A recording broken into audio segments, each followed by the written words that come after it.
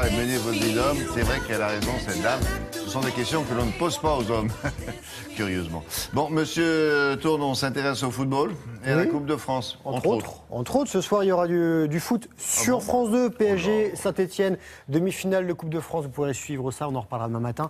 Et hier soir, ce sont les Auxerrois qui ont battu Guingamp, qui était tenant du titre. On regarde ce qui s'est passé sur sa pelouse du stade de l'Abbé Deschamps. Auxerre qui évolue en Ligue 2, inscrit le seul but de la soirée face à un Guingamp, club de Ligue 1 et vainqueur donc de la précédente édition de cette Coupe de France.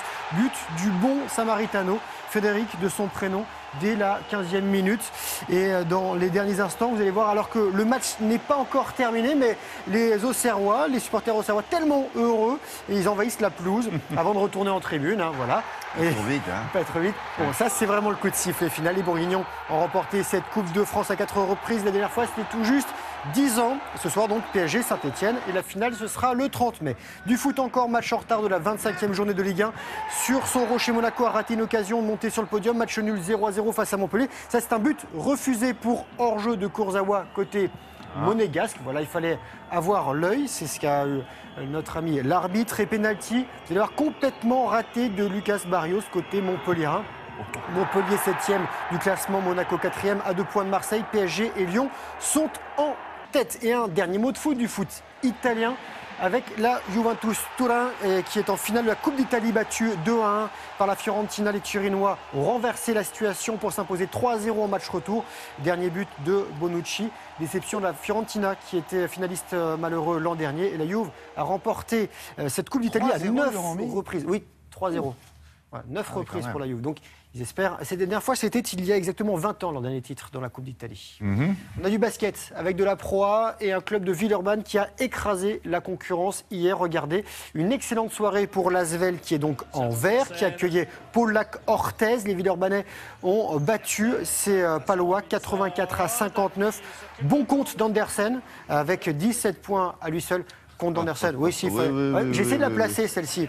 Voilà, c'est le meilleur marqueur de la soirée. Ne riez pas, parce que sinon, ça va être terrible. Parce qu'il y avait le bon Samaritano aussi, qui était pas mal. Je l'ai entendu. Vous l'avez entendu, vous ne l'avez pas relevé, c'est pour ça. Ça, c'est une grève de nos amis cyclistes sur le Tour du Pays Basque. En fait, ils ont retardé le départ de 5 minutes parce que la veille, il y a eu une arrivée qui était dangereuse avec de nombreux blessés. Donc, ils ont décidé, pendant 5 minutes, de se poser avant le départ. Ils ont retardé ce départ de 5 minutes. Une arrivée... Donc dans le Tour du Pays Basque, avec une victoire de l'Italien Fellini devant l'Australien Matthews et le Français Galopin et 3e du jour, Matthews qui est le leader du général. C'est toujours comme ça, les arrivées un peu étroites. Exactement. Un tigre blessé, William est un tigre dangereux. Tiger Woods est ex-meilleur golfeur du monde qui n'est plus dans le top 100 pour la première fois depuis 10 ans. Il est 111e. Non, il est 111e.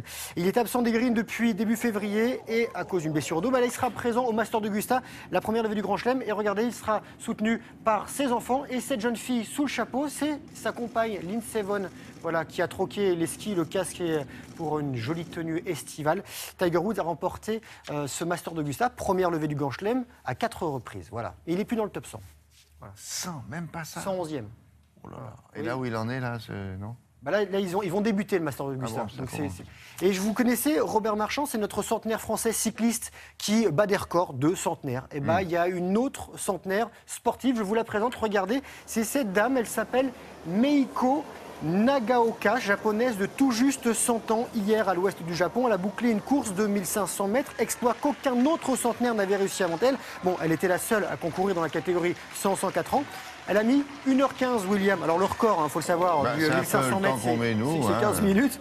Et alors elle avait opté pour le dos crawlé. Et William, Meiko, s'est mis à la natation à l'âge de 80 ans. Donc voilà, parce qu'elle avait eu une petite blessure au genou pour la rééducation. Donc voilà, il n'y a pas d'âge pour faire du sport. J'ai vu que Martina Higgins allait recommencer, vous avez vu ça? Oui, elle veut recommencer. La compétition. Il y a plein de gens qui sportifs qui s'y remettent.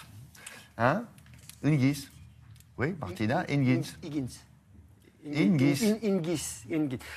Martina Hingis. H-A-I. Oui, N.